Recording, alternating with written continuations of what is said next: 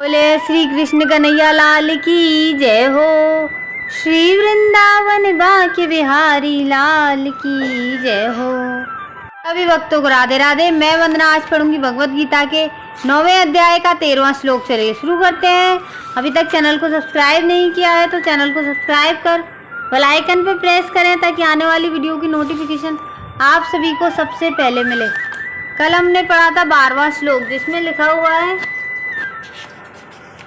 जो लोग इस प्रकार मोहग्रस्त होते हैं वे आसुरी तथा नास्तिक विचारों के प्रति आकृष्ट रहते हैं। इस मोहग्रस्त अवस्था में उनकी मुक्ति आशा, उनके सकाम कर्म तथा ज्ञान का अनुशीलन सभी निष्फल हो जाते। 13वां श्लोक जिसमें लिखा हुआ है, महात्मनास्तु माम पार्थ देवीं प्रकृतिमाश्रिता भजन्त्यनन्य मनसो ज्ञात्वा भूतादिमव्ययम्। हे पार्थ, मोह मुक्त महात्मा जन दैवी प्रकृति के संरक्षण में रहते हैं।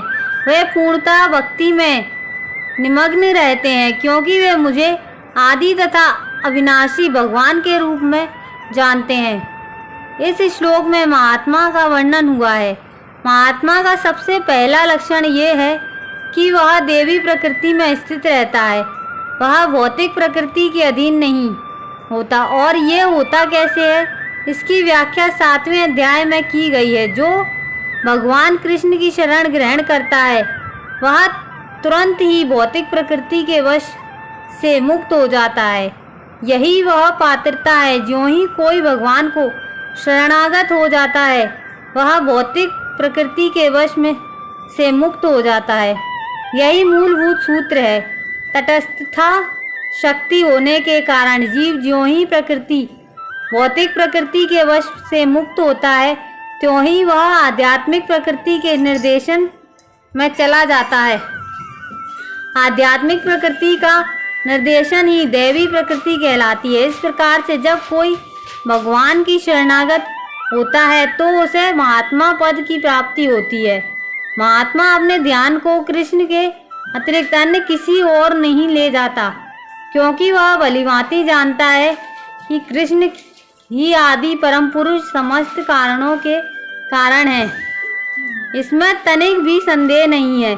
ऐसा महात्मा अन्य परमात्माओं या शुद्ध भक्तों की संगति से प्रगति करता है। शुद्ध भक्त तो कृष्ण के अन्य स्वरूपों तथा चतुर्भुज महाविष्णु रूप से भी आकृष्ट नहीं होते। वे ना तो कृष्ण के अन्य किसी रूप से आकृष्ट होते हैं, ना ही वे देवताओं या मनुष्यों के किसी रूप की परवाह करते हैं।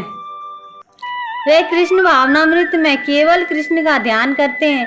वे कृष्ण भावनामृत में निरंतर भगवान की अविचल सेवा में लगे रहते हैं। कल पढ़ेंगे 14वां श्लोक। अगर आज का वीडियो अच्छा लगा हो तो एक लाइक जरूर करें, कमेंट में राधे राधे लिखें। कल फिर मिलेंगे इसी समय इसी चैनल पर। जब तक के लिए सभी को राधे राधे, जय राम।